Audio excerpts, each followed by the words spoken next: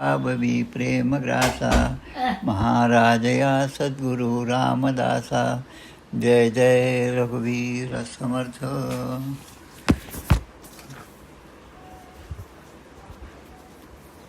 शांताकारं भुजगशयनं पद्मनाभं सुरेशं विश्वाधारं गगनसदृशं मेघवर्णं शुभांगं लक्ष्मीकान्तं कमलनयनं योगिभिर्ध्यानगम्यं वन्दे विष्णुं भवभयहरं सर्वलोकैकनाथं. यं ब्रह्मा वरुणेन्द्ररुद्रमरुतस्तुन्वन्ति दिव्यैस्तवै वेदैः साङ्गपदक्रमोपनिषदैर्गायन्ति यं सामगाः. ध्यानावस्थिततद्गतेन मनसा पश्यन्ति यं योगिनो यस्यान्तं न विदुःसुरासुरगणा. देवाय तस्मै नमः. सर्वोपनिषदो गावो दुग्धा गोपालनन्दनः पार्थो वत्ससुधीर्भोक्ता दुग्धं गीतामृतं महत्. गोपाल कृष्ण भगवान की जय. जय जय रघुवीर समर्थ. श्री राम जय राम जय जय राम. श्री राम जय राम जय जय राम. आज आषाढ शुद्ध तृतीयासह चतुर्थी शके 1948. प्रश्नोपनिषद आपण पाहत आहोत. आतापर्यंत मुळामध्ये 9 उपनिषद असे आहेत की ज्यावर भगवान शंकराचार्यांनी आपलं भाष्य लिहिले आहे. संस्कृतमध्ये ती भाष्य उपलब्ध आहे. त्यामुळे हे 9 प्रमुख उपनिषद असे समजल्या जातात. ईश केन कठ प्रश्न, मुंडक मांडुक्य ऐतरेय तैतरीय आणि श्वेताश्वतर उपनिषद असे 9 उपनिषद आहेत. यापैकी ईश केन कठ मांडुक्य हे 4 उपनिषद आपण पाहिले आणि नंतर प्रश्नोपनिषदाचा आज शेवटचा भाग आपण पाहत आहोत. म्हणजे आपले या 9 पैकी 5 उपनिषदाचा विचार करून झाला. आता 4च उपनिषद उरले. मुंडक ऐतरेय तैतरीय आणि श्वेताश्वतर उपनिषद. आता या प्रत्येक उपनिषदाच्या मध्ये एक शांतिपाठ असतो. शांतिमंत्र म्हणतात त्याला. शांतिपाठ असतो. त्याचेसुद्धा आपण प्रत्येक वेळेस त्या उपनिषदात जो जो शांतिपाठ असेल त्याचा अर्थ आपण पाहिला. आज आपल्याला जे पाहायचं आहे ते प्रश्नोपनिषदामधला जवळपास 5वा जो मंत्र आहे त्याचा अर्थ आपल्याला पाहायचा. 5, 6, 7, 8 यामध्ये 8च मंत्र आहेत. 5, 6, 7, 8 त्याच्यातली सुरुवात आपण मागच्या वेळेस केली होती आपल्याला लक्षात असेल तर. त्यामध्ये आपण रुचीनाम वैचित्र्यात रुजुकोटील नाना पथजुषाम नृणाम एको गम्य हा त्वमसी पयसाम अर्णव इव. शिवमहिम्न स्तोत्रातील हा श्लोकाचा आपण त्यामध्ये उच्चार केला होता. नद्या जरी वेगवेगळ्या असल्या, त्यांचा उगम जरी वेगवेगळ्या पर्वतातून झालेला असला तरी त्या शेवटी एका सागरालाच येऊन मिळतात. आणि जेव्हा त्या सागराला मिळतात तेव्हा त्यांचं विशेष जे नाम असतं, गंगा, यमुना, कावेरी, तुंगभद्रा ही सगळी नावं जी आहेत ती नावंसुद्धा त्या ठिकाणी राहत नाही आणि मग तो विशाल असा महासागर तयार होतो. तसं या ठिकाणी जरी आपल्यामध्ये या जगामध्ये भिन्नता दिसत असली, अनेक प्रकारचे जीव आहेत, लहान लहान जंतू आहेत, मोठमोठे प्राणी आहेत, चल असतील अचल असतील, वृक्ष आहेत, दगड आहेत, हे सगळे जे आहेत यांची निर्मिती कोणापासून झाली आणि त्या निर्मितीनंतर भगवंताने त्या प्रत्येकामध्ये आपला प्रवेश कसा केला. आणि जेव्हा तो प्रवेश झालेला जो भगवंताचा अंश आहे तो जेव्हा निघून जातो तेव्हा मग काय उरतं आणि मग सगळ्यात शेवटी काय राहतं. चतुर्श्लोकी भागवतामध्ये जे आहे तेच या ठिकाणी आहे. अहमेवा समेवाग्रे नान्यद्यत सदसत्परम पश्चादहम यदेतच नवशिष्येत योवशिष्येत सोस्मे हम. तो मी आहे की या सगळ्या जगाच्या निर्मितीपूर्वी मीच होतो, निर्मिती करत असताना मीच आहे आणि निर्मितीनंतरसुद्धा मीच शिल्लक राहणार आहे. असाच एक शांतिमंत्र शांतिपाठ जो आहे तो सुद्धा आपण पाहिला. ओम पूर्णमद पूर्णमिदं पूर्णात पूर्णमुदच्यते पूर्णस्य पूर्णमादाय. मादाय म्हणजे आदाय. आदाय म्हणजे त्यातून ते काढून घेतला तरी पण पूर्णमेवावशिष्य ते पूर्ण तसंच्या तसं परब्रह्म शिल्लक राहतं. आता आपल्याला जो मंत्र पाहायचा त्या मंत्राचा असा अर्थ आहे की या उपनिषदाच्या सुरुवातीला एक प्रश्न विचारला होता खूप छान प्रकारचा प्रश्न सुकेशा भारद्वाजाने हा 6वा प्रश्न जो आहे तो त्यांनी विचारलेला आहे. ते म्हणतात, माझ्याकडे एक राजा आला होता आणि तो राजा त्यांनी मला काही प्रश्न विचारले. हिरण्यनाभ, कौसल्य देशाचा हिरण्यनाभ नावाचा राजा, आणि त्यांनी जो राजा असल्यामुळे घोड्यावर रथावर बसून आला आणि त्याने मला 2-3 प्रश्न विचारले. ते जे प्रश्न आहे त्याचं उत्तर मी देऊ शकलो नाही, की असा कोण आहे की ज्याच्यामध्ये 16 कलांनी परिपूर्ण असा भगवंत आहे, त्याच्याबद्दल मला माहिती द्या. आता हे म्हणतात, ती माहिती जर मला असती तर मी तुम्हाला ताबडतोब दिली असती, आणि या अशा बाबतीमध्ये खोटं बोलण्याचं कोणतंच काम नाही. मला ती माहिती नसल्यामुळे मी तुम्हाला देऊ शकत नाही. आणि एवढं म्हणल्याबरोबर तुष्णीम रथम आरुह्य पव्रव्राज, तो राजा लगेच ताबडतोब आपल्या घोड्यावर बसला, रथावर बसला आणि तो परत निघून गेला. आता त्यांनी जो प्रश्न विचारला आहे तोच मी आता आपल्याला, म्हणजे पिपलाद मुनींना सुकेशा भारद्वाज जे आहे ते सांगत आहे, तोच प्रश्न मी आपल्याला विचारत आहे, की या जगामध्ये जो मुख्य परमेश्वर आहे, जो परमात्मा आहे, त्याच्या अंगी कोणते 16 गुण आहेत, आणि ते जर गुण त्यांच्या अंगी असतील, आणि आपण पिंडीचे ब्रह्मांडी असं आपण म्हणतो, जर त्यांच्या अंगी असतील ते गुण, तर आपल्यामध्ये सुद्धा तेच असायला पाहिजे, असा माझा प्रश्न आहे. त्याचं आपण उत्तर द्यावं. आता ते या ठिकाणी सांगायला सुरुवात करतात. त्यामधला 4था जो भाग आहे तो आपण पाहिला. त्यामध्ये परमेश्वराने हे निर्माण करत असताना कोणत्या क्रमाने हे सगळं निर्माण केलं ते म्हणतात. पहिल्यांदा हिरण्यगर्भ, सोन्याचं अंड जसं असतं तसं हिरण्यगर्भ माझ्या इथे ते रूप होतं, आणि मग ज्यांना श्रद्धा आहे, आस्तिक बुद्धी आहे, त्यांच्यासाठी मी ते प्रगट केलं. आणि जसं रामचरित मानसामध्ये लिहिलं आहे, क्षितिजल पावक गगन समीरा पंचरचित अति अधम शरीरा. क्षिती म्हणजे पृथ्वी, जल, पावक, गगन आणि समीरा म्हणजे वायू. आता हे जे 5च आहे त्या 5मधूनच आपलं पंचमहाभूतात्मक हा देह आहे. 8 प्रकृती आपण म्हणतो, त्यामध्ये सत्व रज 3 गुण आले, आणि पंचरचित अति अधम शरीरा, या 5चा आणि ते 3 असे मिळून हे सगळं शरीर तयार झालेलं आहे. आणि त्या शरीराला तुलसीदास महाराजांनी अधम असं म्हणलेलं आहे. कारण अधम यासाठी की त्या शरीराचा उपयोग करून माणूस चांगली गती प्राप्त करू शकतो, किंवा अधम गतीला सुद्धा तो प्राप्त हो, म्हणून त्याला अधमच म्हणलेलं आहे. कारण प्रत्येकजणच ते करू शकत नाही, पण आपल्या पूर्वसंस्कारानुसार तो अधिक खालच्या योनीमध्ये जन्म घेत राहतो. पण त्यापैकी काही जे असतात ते मात्र उच्च कोटीचे असल्यामुळे ते त्या परब्रह्म तत्वापर्यंत जातात. असा तो आता प्रश्न विचारतो. आता याचे जे हा भाग आहे, हे 16 जे म्हणतो, 16 जे गुण आहेत, कला जे आहेत, त्याच्याबद्दल सुद्धा आपण विचार केला. सामान्य माणसाच्या ठिकाणी 5च असतात कला. थोडंसं चांगल्यापैकी असेल त्याच्या ठिकाणी 6, जे संत सत्पुरुष असतात त्यांच्या ठिकाणी 8 गुण 8 कला असतात. प्रभू श्रीरामचंद्रांच्या ठिकाणी 12 कला होत्या, आणि प्रत्यक्ष भगवान श्रीकृष्णांच्या ठिकाणी या 16ही कला उपस्थित होत्या. आता त्यांनी या ठिकाणी जेव्हा जग निर्माण केलं तेव्हा त्याचा प्रत्येकाच्या ठिकाणी आपला प्रवेश केला. त्याला चेतनशक्ती म्हणतो, त्याला तेजाचा अंश म्हणतो. म्हणजे आपण म्हणतो की चेतनशक्ती आहे म्हणून मला ऐकू येतं, मी बोलू शकतो, मी चालू शकतो, मी हातपाय हलवू शकतो, आणि ती चेतनशक्ती निघून गेल्यानंतर मात्र काहीही उरत नाही. कालच्या आमच्या संस्कृतच्या वर्गामध्ये सुद्धा एक प्रहेलिका होती. किम इच्छन्ति नरः काश्याम, किम इच्छति नरः काश्याम, भूपानां को रणे हितः, को वंद्य सर्वदेवानां, दीयताम एकम उत्तरम. 3 प्रश्न विचारले आणि एका शब्दात उत्तर द्या असं होतं. आता ह्या प्रहेलिका म्हणजे कोड आहे ते. किम इच्छती नरः काश्याम, काशी नगरीमध्ये काय इच्छा ठेवतात माणसं? एक तर मृत्यूची इच्छा, काशीला मृत्यू झाला तर आपण मोक्ष प्राप्त होतो. भूपानाम को रणे हितः, राजा आहे तर त्याला हितकारक काय आहे रणांगणावर? तर त्याचा जय हेत आहे. को वंद्य सर्व देवानां, सर्व देवांना वंदनीय असा कोण आहे?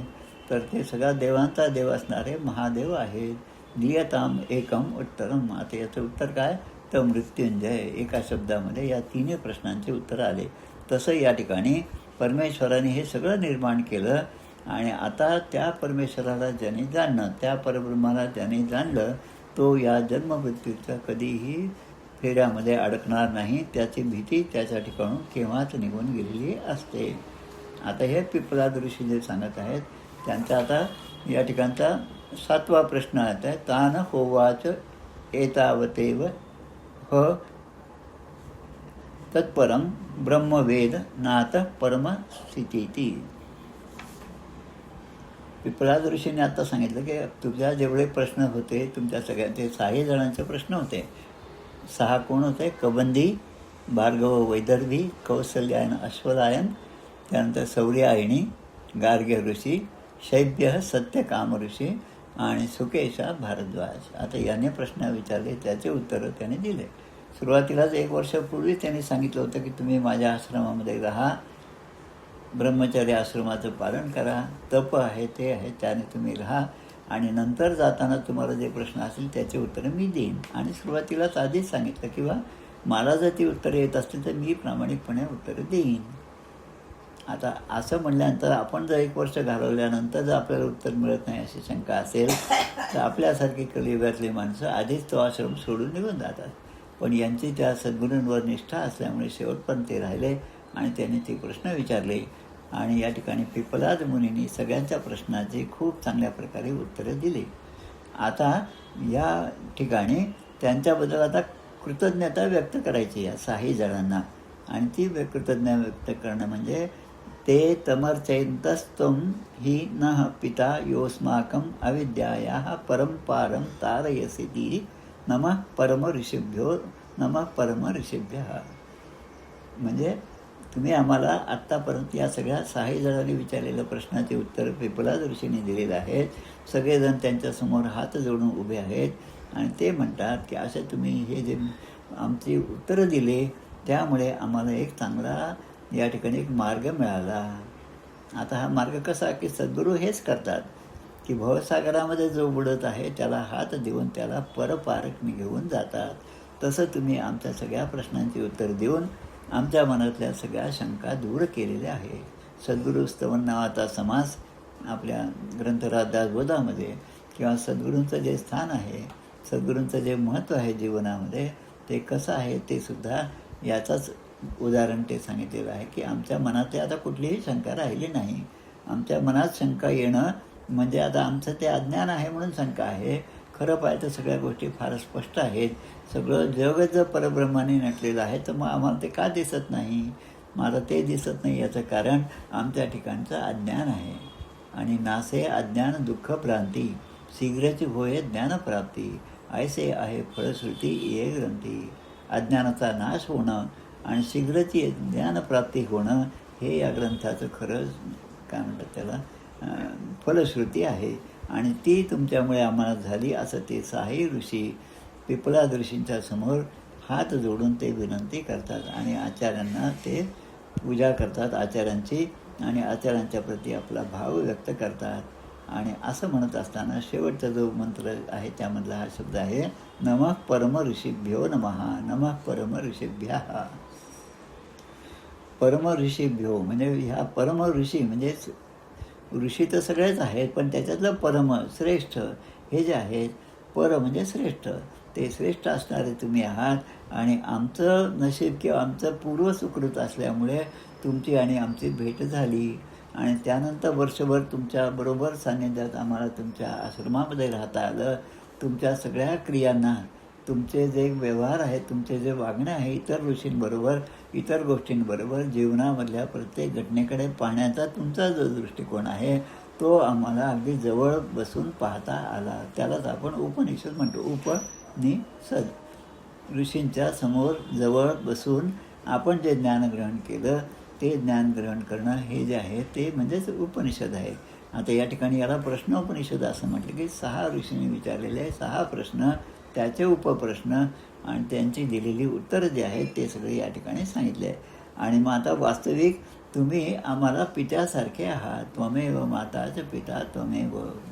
कारण माता पिता, कारण त्या मुलाला ज्या गोष्टीची तहान लागली ते आईला समजतं, मुलाला जे भूक लागली ती आईला समजतं, आणि तसे तुम्ही आम्हाला माता पित्याच्या ठिकाणी आहात.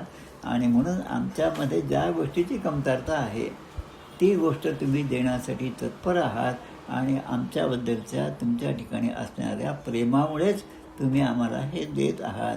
आणि त्या देण्यासाठी आम्ही योग्य आहोत हे सुद्धा तुम्ही पडताळून पाहिलेलं आहे, त्याचीसुद्धा तुम्ही खात्री करून घेतलेली आहे. म्हणून गुह्यातिगुह्य जे आहे ते परब्रह्म परमेश्वराचं जे स्वरूप आहे त्याचं ओळख तुम्ही आम्हाला करून दिलेली आहे.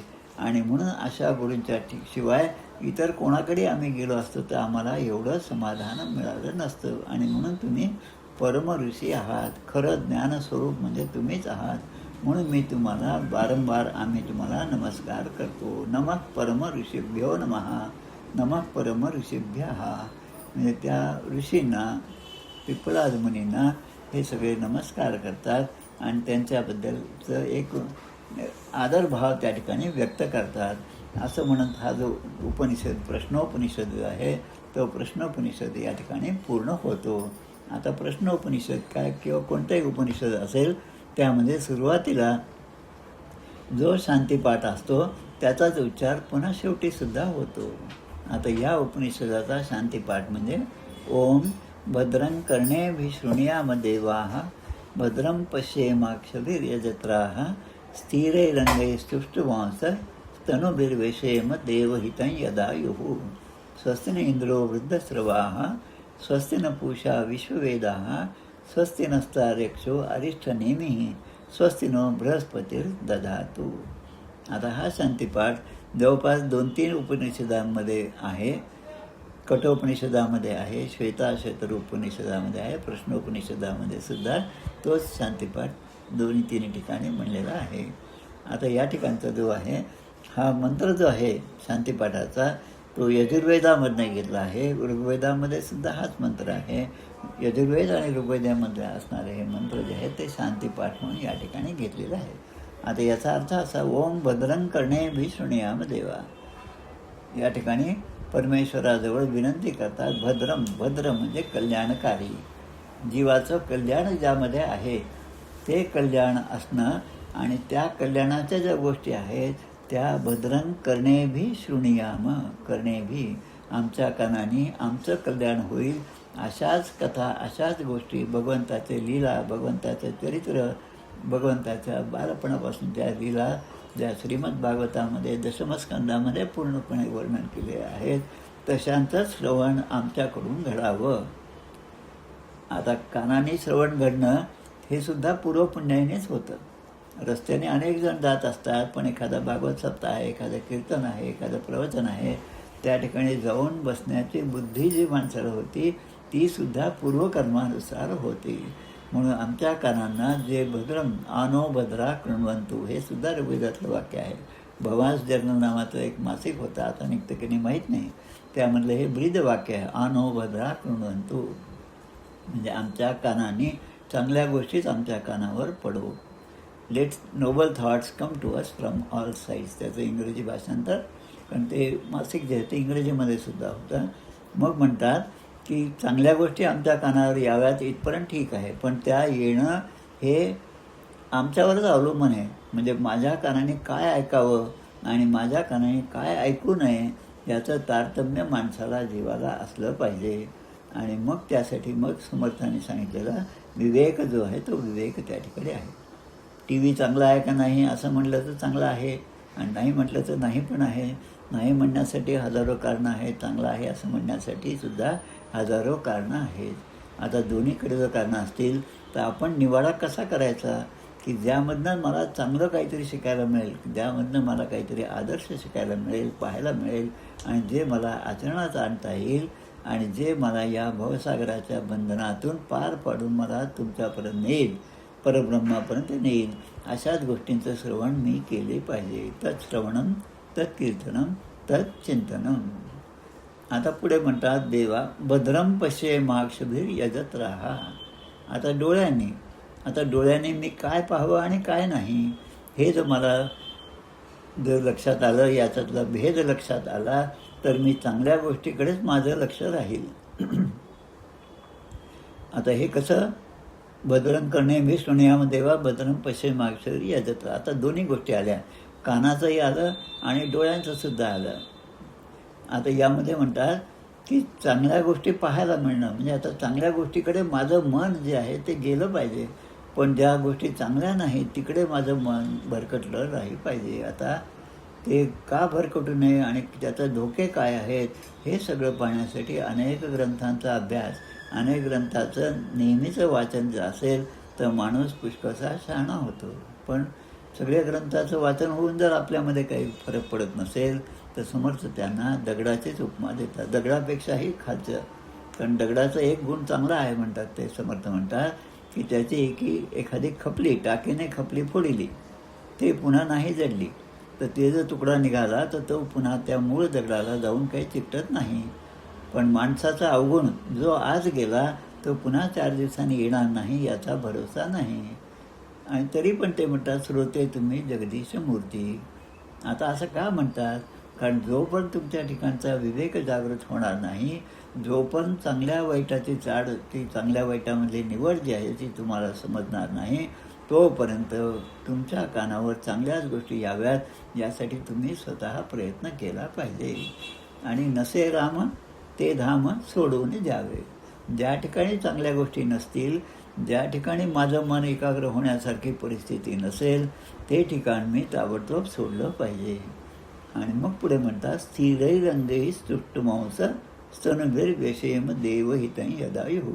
स्थिरैरे अंगैः, अंग म्हणजे माझ्या शरीराचं प्रत्येक अवयव हे मी स्थिर करता मला आलं पाहिजे. कारण इंद्रिय ही बहिर्मुख आहेत, त्यांना अंतर्मुख करता आलं पाहिजे. ती जर अंतर्मुखता मला साधली तर माझे मन, माझे सगळे इंद्रिय हे बाहेर जाणारच नाहीत. म्हणजे बाहेरची परिस्थिती कशी असली तरी अंतरंगाची स्थिरता जी आहे ती मला साधता आली पाहिजे. स्तनुभिर्व्यसेम देवहितं यदायुः. आणि हे सगळं करून मला काय करायचं आहे? देवहितं यदायुः, देवाचं हित. आता देवाचं हित काय आहे? तर देवाचं हित, देवाने जी प्रजा निर्माण केली त्या प्रजेने राजाच्या ठिकाणी एकनिष्ठ राहायला पाहिजे. ज्याने आपल्याला हा श्वास दिला, जिस यार ने नथ दी उसे सदी याद करते. म्हणजे ज्यांनी नथ दिली त्याचं स्मरण सगळे करतात, पण ज्यांनी नाक दिलं त्याचं स्मरण कोणी करत नाही. म्हणजे या नाकाने जो श्वास घ्यायचा तो श्वास माझा जन्मल्यापासून मृत्यूपर्यंत रोज 21,600 इतक्या सहजपणे चालू असतो, पण त्याकडे माझं दुर्लक्ष असतं. हे जीवाचं दुःख आहे. हे जीवाच्या ठिकाणचं, त्याला दिलेलं असूनसुद्धा त्याचा उपयोग तो करत नाही. आणि मग जसं एखाद्या फॅक्टरीमध्ये सगळ्या गोष्टी त्या ठिकाणी दिल्या, पण त्या जर योग्य प्रकारे वापरता येत नसतील, वापरत नसतील, त्याप्रमाणे त्याच्यामधलं प्रोडक्शन होत नसेल, तर मग ज्याने ते निर्माण केलं तो पण विचार करतो आता ही फॅक्टरी बंद केलेली बरं आहे. आणि मग म्हणून सांगतात मरणात ते स्मरण असावे, हरिभक्तीचं सादर व्हावे. आणि त्यासाठी मग काय म्हणतात पुढे? आता 4 देवता या ठिकाणी महत्त्वाच्या आहेत. स्वस्तिन इंद्रो वृद्धश्रवाहा. वृद्धश्रवाहा, सगळ्यात वृद्ध असणारा इंद्र जो आहे त्यांनी माझं स्वस्ती म्हणजे माझं कल्याण करावं. स्वस्तिन पूषा विश्ववेदाः. या विश्वाला जाणणारा पूषा हे जे देवता आहे त्यांनीसुद्धा माझं स्वस्ती म्हणजे माझं कल्याण करावं. स्वस्तिनचा अक्षर जो अरिष्टनेमी, तार्क्ष म्हणजे गरुड. आता गरुडाचा अरिष्टनेमी म्हणजे कुठल्याही अरिष्टापासून त्यांनी माझं रक्षण करावं. आणि स्वस्तिनो बृहस्पतीर दधातु. अशा प्रकारे माझं कल्याण जे आहे या सगळ्या देवतांनी करावं, म्हणून तो शांतिपाठ आहे. प्रत्येक शांतिपाठामध्ये ते जरी वेगवेगळे असले तरी त्यामध्ये जीवाचं कल्याण हेच त्यामध्ये अपेक्षित आहे. आणि जीवाचं कल्याण होण्यासाठी तो शांतिपाठ म्हणावा. सुरुवातीला आणि शेवटी शांतिपाठ म्हणावा. जसं आपण कुलूप लावतो, ते कुलूप लावल्यानंतर पुन्हा लगेच आपण निघून जात नाही, पुन्हा एकदा ते ओढून पाहतो. त्याला म्हणायचं संपुष्ट. संपुट म्हणजे त्याला मागे आणि पुढे काहीतरी त्यामध्ये असलं पाहिजे, ज्याच्यामध्ये जे आपण ठेवलं ते बाहेर येणार नाही किंवा बाहेरचं अनावश्यक गोष्टी आत जाणार नाही. नाहीतर मग आपलं सगळं जीवन एखाद्या धर्मशाळेसारखं होईल. कुठलेही विचार आत येतील, कुठलेही विचार आत येऊन धिंगाणा घालतील आणि कधीही आतून बाहेर जाऊन निघून जातील. मग असं असेल तर माझं चित्त त्यामधलं स्थैर्य जे आहे, स्थिरैरंगैः स्तुष्टुमांस, ते स्थैर्य मला कधीच प्राप्त होणार नाही.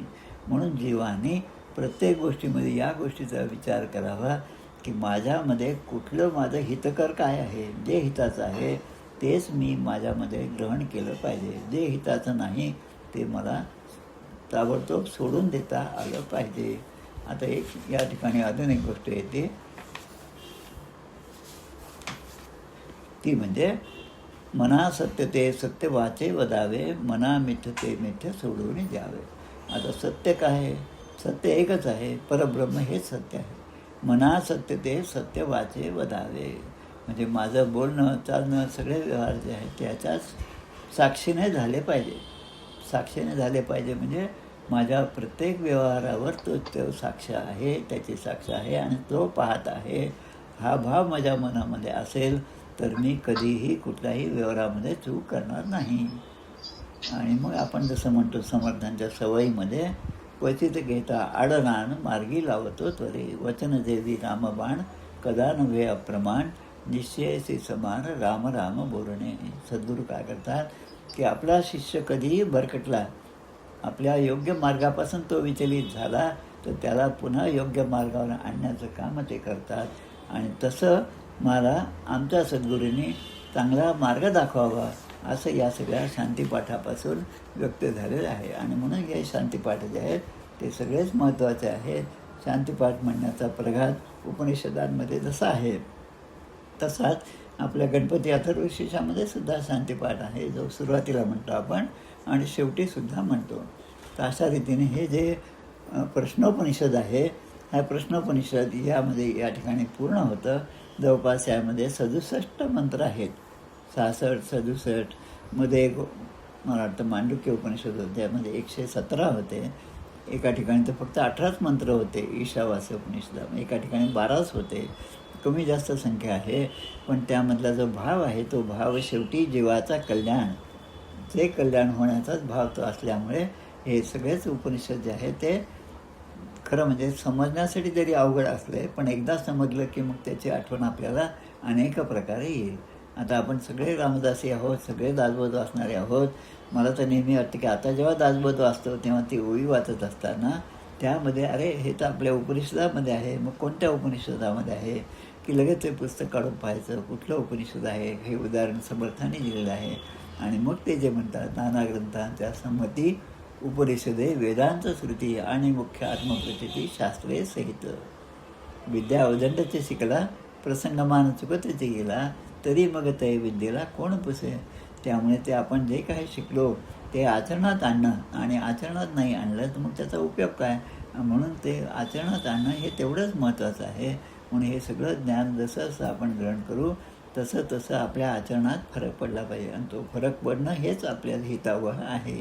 शेजारी पाजारीने म्हटलं नाही आमच्या शेजारी खूप चांगले आहेत, असं जेव्हा शेजारी पाजारी म्हणतील तेव्हा खऱ्या अर्थाने आपल्यामध्ये काहीतरी फरक पडला.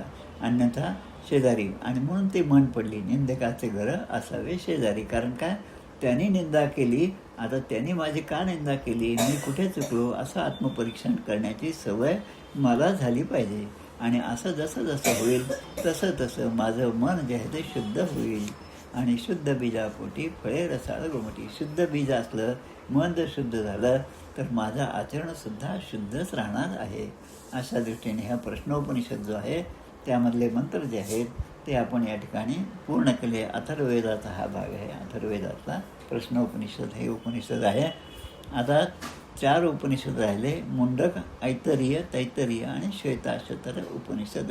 याचा विचार आपण पुढच्या वेळेस करूया. या ठिकाणी आपण थांबूया. आज जर आपलं लवकर संपलं तरी हरकत नाही, पण जे आपण ऐकलं त्याचा विचार आपण करावा. त्याबद्दलचा म्हणजे नेहमीचंच वाचन असलं की मग अवघड जातं नाही, पण कधीतरी वाचलं तर मात्र फक्त आठवतं आपल्याला, हो आम्ही तिकडे गेलो होतो, द्वारकेला गेलो होतो, रामेश्वराला गेलो होतो, पण तिथे काय पाहिलं, तिथे कोण आहे, कोण प्रमुख आहे, काय माहिती बा, तेवढा खूप घाईत होतं आम्ही. म्हणजे असं झालं तर मग त्याचा उपयोग नाही. आणि म्हणून समजले आणि वर्तले ते भाग्यपुरुष झाले.